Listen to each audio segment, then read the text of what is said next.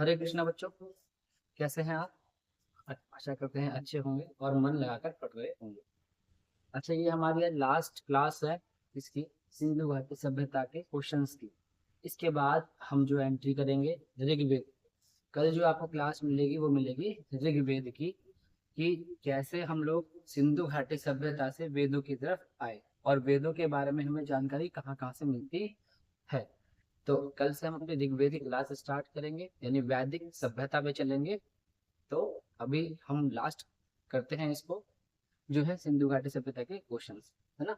बाकी बातें बाद में, क्योंकि छोटी सी क्लास है, इसे फटाफट निपटाते हैं और कल की क्लास के लिए आप तैयार हो जाए वैदिक सभ्यता के लिए। अब आपको यहाँ तक का देखो बच्चों सारा याद होना चाहिए। आप यकीन मानना, अगर आपने यहाँ तक का याद कर लिया तो रेलवे एनटीपीसी का जो पेपर आ रहा है, या एसएससी सीजीएल का जो पेपर है, अभी एसएससी जीडी के जो पेपर आएंगे, यूपी एसआई का आएगा, यूपी कांस्टेबल का आएगा, आपको सिंधु घाटी सभ्यता में से कुछ भी एक्स्ट्रा नहीं पढ़ना, यहाँ से काम हो जाएगा। और जब पेपर आएगा, अगर कुछ करंट बनकर आता है इसमें से, तो मैं पेपर के समय डिस्कस करूंगा, पक्का डिस्कस करूंगा। फिलहाल आप यहाँ तक अपना बेसिक बहुत अच्छे से रखेंगे। चलो, ये कल हमने पढ़े थे हड़प्पा की सभ्यता निम्नलिखित में से संबंधित है किससे? कांस्य युग से। हड़प्पा सभ्यता को कांस्य युगीन सभ्यता कहते हैं। जैसे मैंने आपको बताया था कि इन्हें तांबे का और टिन का ज्ञान हो चुका था, तो उन दोनों को मिलाकर उन्होंने क्या बना लिया था? कांसा बना लिया था, इसीलिए इसे बोला था कांस्य युगीन सभ्यता। ठीक है, नेक्स्ट देखते हैं। अब तो बस सीधा सीधा मुझे पढ़ाना है, आप लोगों को सब समझा रखा है मैंने, है ना। जो बच्चे अगर नए जुड़ रहे हैं हमारे चैनल से, वो पहली क्लासेस देखें तो आपको चीजें समझ में आ जाएंगी सारी। मैंने हर एक चीज को डिटेल में बताया।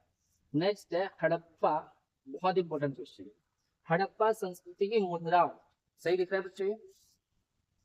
हड़प्पा संस्कृति की मुद्राओं एवं पक्की मिट्टी की कलाकृतियों में, दोबारा बोल देता हूँ, हड़प्पा संस्कृति की मुद्राओं एवं पक्की मिट्टी की कलाकृतियों में किस पशु का चित्रण नहीं पाया गया? अब देखो, चित्रण कह रहा है, यानी कि मूर्तियों मुद्राओं में और मिट्टी की जो मूर्तियां बनी हैं, मुद्राओं के अंदर जो चित्र है और मिट्टी की जो मूर्तियां बनाई हैं उसमें जो चित्र हैं, उन चित्रों में किसका चित्र नहीं मिला? तो बच्चों आंसर है गाय का चित्र नहीं मिला। मैंने बिल्कुल अलग से पढ़ाया था आप लोगों को इसके बारे में।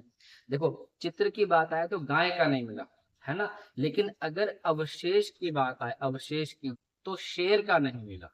अवशेष का मतलब होता है कि खुदाई के दौरान किस पशु के अवशेष नहीं मिले, तो शेर है।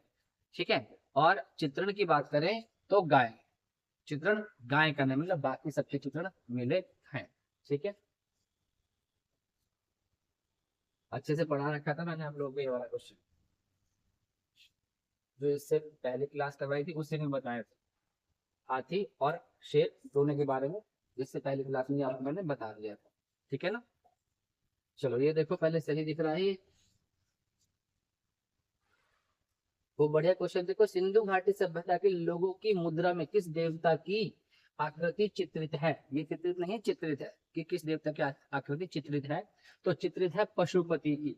खूब अच्छे से बता रहा था मैं आप लोगों को कि जो सिंधु घाटी सभ्यता के लोगों की जो मुद्रा है, उस कॉइन्स पे किसका चित्र मिला है? पशुपति का चित्र मिला है। सब पढ़ा दिए, जो पढ़ा दिए देखो उसी में से आ रहे हैं सारे क्वेश्चन, और ये मैंने नहीं बनाए, ये प्रीवियस ईयर है बच्चों, प्रीवियस ईयर आए हुए हैं सारे, जो प्रीवियस ईयर में क्वेश्चन पूछे गए हैं वही मैंने आपको डिस्कस कर रहे हैं, और उसके अलावा भी चीजें डिस्कस करी। तो आंसर आएगा सर क्या? पशुपति। जो बच्चा चैनल से जुड़ा हुआ है और जो पढ़ रहा है, यकीन मान के चलना, पेपर में बैठना, आपको पढ़ा हुआ मिलेगा सारा का सारा। विश्वास बहुत बड़ी चीज होती है।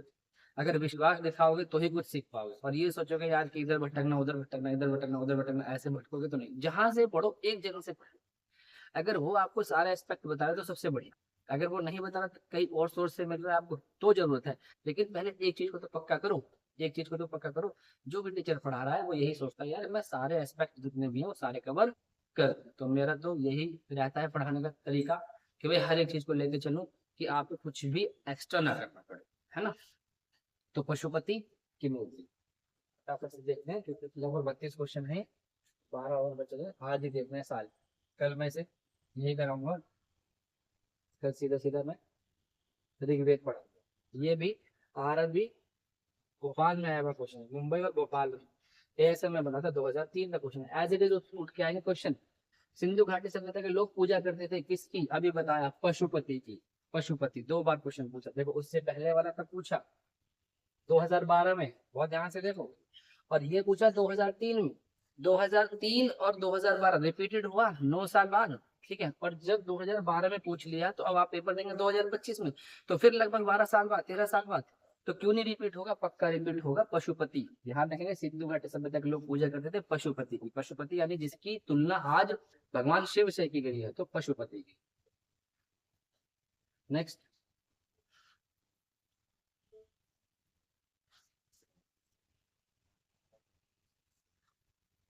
सही दिख रहा है, देखो एक बार, सही दिख रहा है। चलो मैं एक चीज निकाल दूं जरा, आप इसका स्क्रीनशॉट लें। आंसर ना दिखा करें, कोशिश करें, ये तो मैंने लिख दिया आप लोगों के लिए, कोशिश आप ये करें कि आप आंसर ना देखें, आप डायरेक्ट आंसर बताएं इसका। जैसे जो एक विद्यार्थी है जिसका मैं नाम लेता हूँ, मुझे नाम नहीं पता उस बच्चे का, लेकिन वो हर एक चीज का आंसर करती है वो लड़की, और वो बहुत अच्छे से पढ़ रही है, मुझे बहुत अच्छा लगता है जब मैं उसके मैसेज देखता हूँ, तो उसके मैसेज मुझे उत्साह देते हैं। देखो अभी चैनल, जैसे अभी मैंने पढ़ाना शुरू करा ऑनलाइन, ऑफलाइन तो बहुत टाइम से पढ़ा रहे हैं, तो जब वो जो बच्ची है जब वो आंसर करती है तो बड़ा अच्छा लगता है मुझे, सारे आंसर ठीक करती है वो, उसको देख के उत्साह ज्यादा जागता है, इसलिए मैं रिविजन स्टार्ट कर रहा हूँ। और इसीलिए बहुत जल्दी सोमवार से मेरी क्लास आने वाली है 9 बजे, ऑब्जेक्टिव क्वेश्चन की। उन ऑब्जेक्टिव क्वेश्चन में देखना आपको बहुत ही अच्छा लगेगा। ऑब्जेक्टिव एक तरीके से ऑब्जेक्टिव तैयार होते चले जाएंगे, और एक जगह में डिस्क्रिप्टिव पढ़ाता जा रहा हूँ, तो दोनों चीजें आपकी तैयार होती चली जाएगी। तो दो दो क्लासेस आएंगे मैं आप लोगों की। अच्छा बच्चों, जो मैथ्स की क्लास हमने रोकी है वो इसलिए कि मैथ्स वाले सर को कुछ काम पड़ गया, तो वो लगभग 1-2 महीने के लिए नहीं आ पाएंगे, तो आपको मैथ्स क्लास लगभग अब जुलाई से ही मिलेगी, है ना। और उसके साथ हम उसमें एडवांस मैथ भी पढ़ाएंगे, जिसमें एडवांस मैथ के हमारे दूसरे एक टीचर आ रहे हैं। दूसरे टीचर क्या, वो मेरे ही मित्र हैं, और इस समय गवर्नमेंट जॉब पे हैं, तो वो आपको मैथमेटिक्स में एडवांस वाला पोर्शन पढ़ाएंगे, बहुत अच्छे से पढ़ाएंगे, एडवांस वाला सारा पोर्शन, एक एक चीज़ों को क्लियर करेंगे। तो एडवांस मैथ भी आपको लगभग 1-2 महीने से हमारे चैनल पे मिलना शुरू हो जाएगा, और धीरे धीरे धीरे धीरे सारी चीजें आपको इस चैनल में प्रोवाइड होनी शुरू हो जाएंगी। जैसे अभी आप देखते हो कि अभी तो स्टार्ट हुआ है हमारा चैनल, तो धीरे धीरे सारी चीजें करा देंगे हम। ऑफलाइन तो बहुत टाइम से पढ़ा रहे थे, ऑनलाइन अब हमने शुरू करा है, क्योंकि हमने ऑनलाइन में भी देखा कि कुछ चीजें छूट जाती, कोई किसी चीज को तोड़ देता है, बीच में कुछ पढ़ा दे, कुछ मेन पढ़ा दिया, है ना। पढ़ा सब अच्छा है, मैं ये नहीं कह रहा कि पढ़ा पढ़ा सब अच्छा है, पर मुझे लगा कि नहीं यार ठीक है, सीक्वेंस नहीं टूटनी चाहिए बच्चों की। तो हम उसी पैटर्न पे काम कर रहे हैं, हम आपको एक सीरीज से लेकर चले, बिल्कुल एक सीरीज से, तो हमारा चैनल इसी चीज पे काम करेगा हमेशा से। जब भी जैसे भी हम आगे बढ़ते जाएंगे तो इस चीज को हम नहीं छोड़ेंगे, बिल्कुल एकदम एक सीरीज में हम चलेंगे आपको लेकर के। तो धीरे धीरे आपको हमारे चैनल पे सब चीज मिलनी शुरू हो जाएंगी। अभी जीएस मिल रही है, फिर मैथमेटिक्स भी आ जाएगा, और आगे जैसा पॉसिबल होगा, जैसे भगवान चाहेंगे वैसी चीजें आपको उपलब्ध होती रहेंगी। चलो क्वेश्चन देखते हैं हम लोग। 20 नंबर का क्वेश्चन है हमारा ये।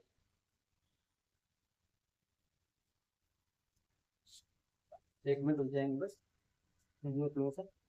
निम्नलिखित में से किस विद्वान ने सर्वप्रथम हड़प्पा सभ्यता के अवशेषों को खोजा था। हाँ, ये क्वेश्चन जो है ना, ये मैंने आपको पढ़ा भी रखा है और वैसे भी समझा रखा था। जो सबसे पहले हड़प्पा सभ्यता के अवशेषों को खोजा था, वो जो खोज का श्रेय मिलता है वो मिलता है अलेक्जेंडर कनिंगम को। हड़प्पा का सर्वेक्षण कर कुछ पूरा वस्तु प्राप्त हुई थी, यानी ए कनिंगम जो थे, अलेक्जेंडर कनिंगम जो थे, इनको सबसे पहले हड़प्पा सभ्यता के अवशेषों को खोजने का श्रेय जाता है। यानी कि अलेक्जेंडर जो कनिंगम है ना, अलेक्जेंडर कनिंगम को श्रेय जाता है कि इन्होंने जब कुछ खुदाई करी थी तो इन्हें कुछ अवशेष मिले थे। तो अगर एग्जाम में आता है, ये 2003 में पूछा हुआ क्वेश्चन है, एग्जाम में आता है कि निम्नलिखित में से किस विद्वान ने सर्वप्रथम हड़प्पा सभ्यता के अवशेषों को खोजा था, तो ए कनिंगम लगाएंगे, ए कनिंगम। ठीक है, समझ में आ रहा है, ए कनिंगम।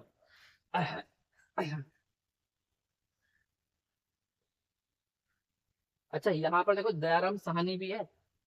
दयाराम साहनी ने 1921 में खुदाई की थी, 1921 में बताया था मैंने आप लोगों को, है ना।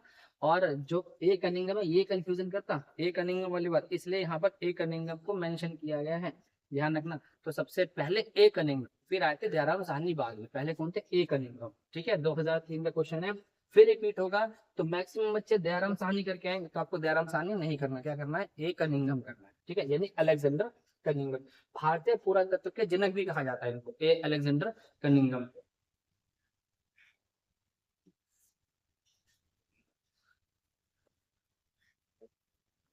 नेक्स्ट क्वेश्चन देखते हैं। देखो सही दिख रहा है, ऊपर तक का सही दिख रहा है, ठीक है। अब सुनो, सिंधु घाटी सभ्यता और वैदिक सभ्यता में प्रमुख अंतर क्या था। अब वैदिक सभ्यता और सिंधु घाटी सभ्यता, मैंने आपसे बताया था कि वैदिक सभ्यता जो है वो एक ग्रामीण थी, दूसरी ग्रामीण, मतलब वैदिक सभ्यता जो है वो ग्रामीण थी और सिंधु घाटी सभ्यता नगरीय थी। ये एक मेजर अंतर है इनका, कि वैदिक सभ्यता कैसी थी, ग्रामीण, और सिंधु सभ्यता कैसी थी, नगरीय। ये मैं बार बार पढ़ा रहा था जब भी मैंने बताया था कि जब आर्य आए थे, जो आर्य थे वो ग्रामीण, यानी कि आर्य जो सभ्यता थी उन्हें ग्रामीण कहा गया, गैर आर्य इसीलिए कहा गया था सिंधु घाटी सभ्यता, क्योंकि सिंधु घाटी सभ्यता नगरीय और ये क्या थी, ग्रामीण सभ्यता। तो वैदिक सभ्यता ग्रामीण और सिंधु घाटी सभ्यता नगरीय। 2003 का क्वेश्चन है, फिर रिपीट होगा, आप यही लगा कर आना, बाकी किसी पे हमें नहीं जाना। कि पहले व्यापार को महत्व देती थी जबकि दूसरी धर्म को, पहली अहिंसा में विश्वास करती थी जबकि अहिंसा के संदर्भ में दूसरी सभ्यता का कोई विशेष नियम नहीं था। ऐसा कुछ भी नहीं है, पहली सभ्यता पीपल वृक्ष की पूजा होती थी जबकि दूसरे में बरगद की। तो मेन जो क्वेश्चन बन रहा है वो किसकी, पहली नगरीय और जबकि दूसरी क्या थी, आपकी ग्रामीण। नेक्स्ट,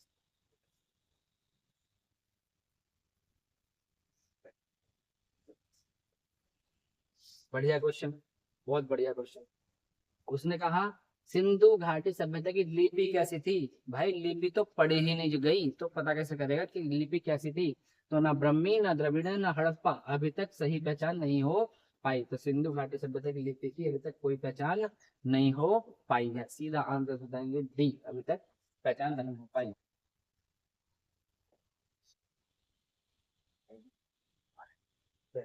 फिर क्वेश्चन दिया ये वाला रिपीट 2008 में, इससे पहले भी मैंने कल पढ़ाया था आपको ये वाला क्वेश्चन, और फिर दोबारा रिपीट दे दिया है ना। क्वेश्चन क्या है कि सिंधु घाटी, सॉरी, निम्नलिखित में से किसे मृतकों का टीला कहा जाता है। मृतकों के टीले के नाम से जाना जाता है। तो मृतकों का टीला क्या होता है, मोहन जोदड़ो। मोहन जोदड़ो क्या कहता, सिंधी भाषा में कहा था मृतकों का टीला, ठीक है ना। मोहन जोदड़ो क्या कहा था, मृतकों का टीला कहा था, ठीक है।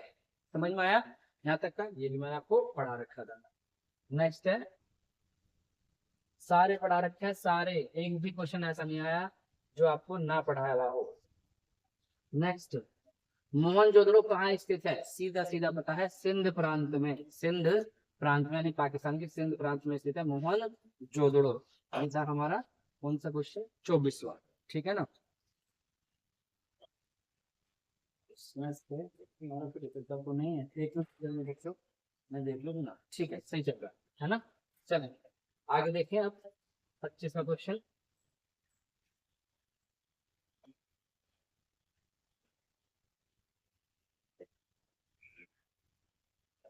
सही लिख रहा है, सही लिख रहा है। हड़प्पा कालीन सभ्यता का विशाल कठोर अनाज संग्रह करने का स्थान कहाँ मिला है। अभी बताया था मैंने आपको, अन्नागार। कहाँ मिला था, मोहन जोदड़ो में मिला था अन्नागार, विशाल अन्नागार मोहन जोदड़ो। जबकि छह छह वाला, छह छह पंक्ति वाला भी एक अन्नागार मिला था हड़प्पा में, लेकिन जो बड़ा था, दोनों में जो बड़ा था वो कौन सा था, मोहन जोदड़ो का था, विशाल अन्नागार, ठीक है, मोहन जोदड़ो। नेक्स्ट 26, ये एक नया क्वेश्चन है आपका, ये 2013 में पूछा था, रिपीट होगा तो आप लोग इसे बताकर आएंगे बिल्कुल अच्छे से, और पक्की बात है रिपीट होगा,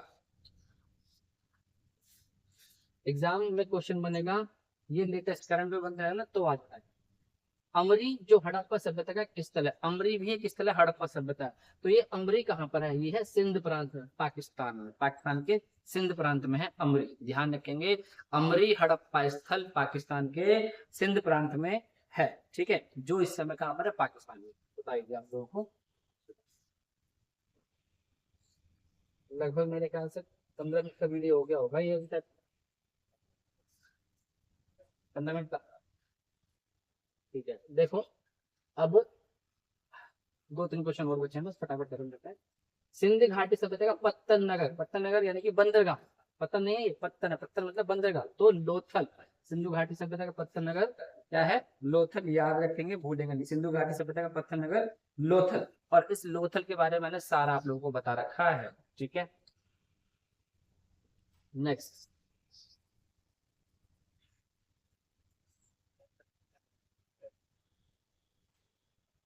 सही दिख रहा है, निम्नलिखित में कौन सा स्थल भारत में नहीं है? Very very important.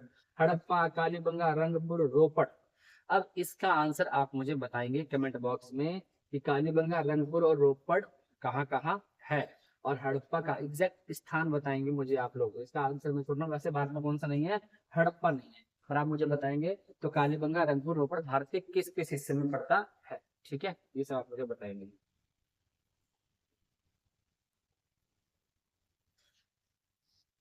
ये सब इसलिए कहा बताने के लिए, कालीबंगा, रोपड़, रंगपुर सब लिखवा रखा है, सब कहाँ क्या क्या है सब लिखवा रखा है अच्छे से। चार्ट भी दे रखा है इसका तो मैंने। इनमें से कौन सा हड़प्पा की पूर्वी सीमा का निर्धारण करता है? Very very important. हड़प्पा की पूर्वी सीमा, तो मैंने बताया था ऐसे जा रहा था ना, यहाँ पर क्या पड़ रहा था? आलमगीरपुर, मेरठ, आलमगीरपुर, सी पूर्वी सीमा।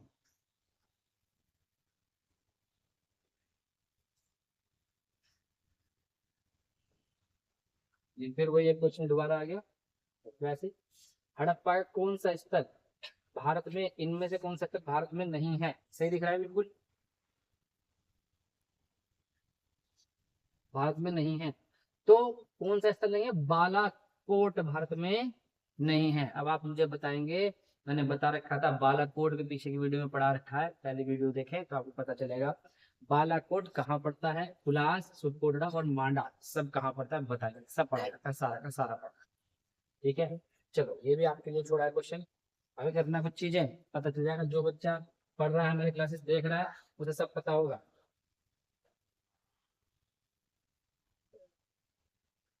हड़प्पा का इन लोगों को किसकी जानकारी नहीं थी? बहुत इंपॉर्टेंट क्वेश्चन। लोहे की जानकारी नहीं थी, मैंने बताया था लोहे की कोई जानकारी इन्हें नहीं थी। बाकी सबके बारे में ज्ञान हो गया था, बस लोहे का ज्ञान नहीं था। लोहे का ज्ञान मिलेगा हमें वैदिक काल में जाकर के। ठीक है, तो ये और हमारा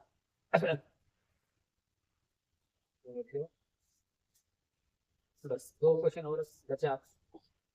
देखो ये वाला क्वेश्चन तो बहुत बार आया है, 2006, 2007, 2008 रिपीटेड आया, रिपीटेड है ना। जान के लोहे की जान, रिपीटेड क्वेश्चन है, आपको पक्का मिलेगा। बैठो तो सही पेपर में, अगर इस बार आप रेलवे में बैठोगे, जिसमें भी बैठोगे ना, देखना सिंधु घाटी सभ्यता से क्वेश्चन आया, पाषाण काल से क्वेश्चन आया, नहीं छूटने वाला, पक्की बात है नहीं छूटने वाला हो जाएगा।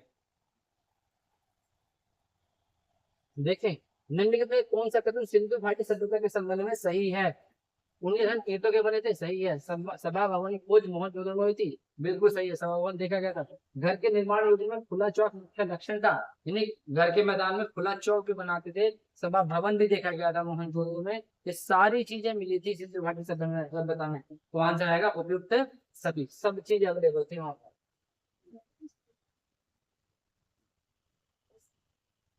सेकंड लास्ट क्वेश्चन है, सिंधु घाटी सभ्यता की पहचान निम्न में से है। सिंधु घाटी सभ्यता की पहचान किसके रूप में की जाती है? यह एक शहर योजना प्रणाली थी। वेरी वेरी, मतलब सब चीज तो है, पर मेन चीज क्या थी? शहर, एक नगरीकरण योजना भी सिंधु घाटी की सभ्यता की, इसलिए मेन आंसर आएगा शहरी योजना, नगरीकरण। ठीक है, और लास्ट है हमारा,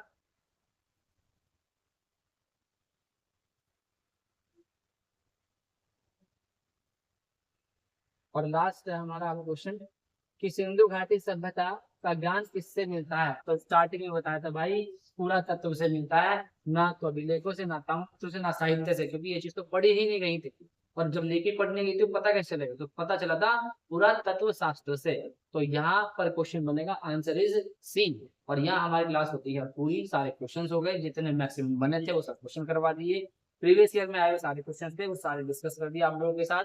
अब आपको क्या करना है, यहाँ तक का अच्छे से नोट्स बनाए अपना, उसका रिवीजन करें अच्छे ढंग से, प्रीवियस ईयर देखें, उसमें जो क्वेश्चन अगर आपको नया मिलता है तो उसे वहां से नोट कर लें। बाकी सारी चीजें मैंने आपको पढ़ा दी। अब हम जो स्टार्ट करेंगे वो करेंगे वेद, और वेद के अंदर हमारा आएगा ऋग्वेद। सबसे पहले हम पढ़ेंगे ऋग्वेद। पहले पढ़ेंगे वेदों का मतलब क्या होता है, वेदों के बारे में किसने बताया, फिर कौन कौन से वेद हैं, 4 वेद हैं, उन वेदों के उपनिषद क्या है ना, इन सारी चीजों को हम डिस्कस अब करेंगे। चलो तो मिलते हैं बच्चों कल ऋग्वेद के साथ। अच्छा, संडे वाले दिन हमारी क्लास नहीं आती, वो आप लोगों को पता होगा, सिर्फ इसलिए कि आप संडे में रिविजन करेंगे।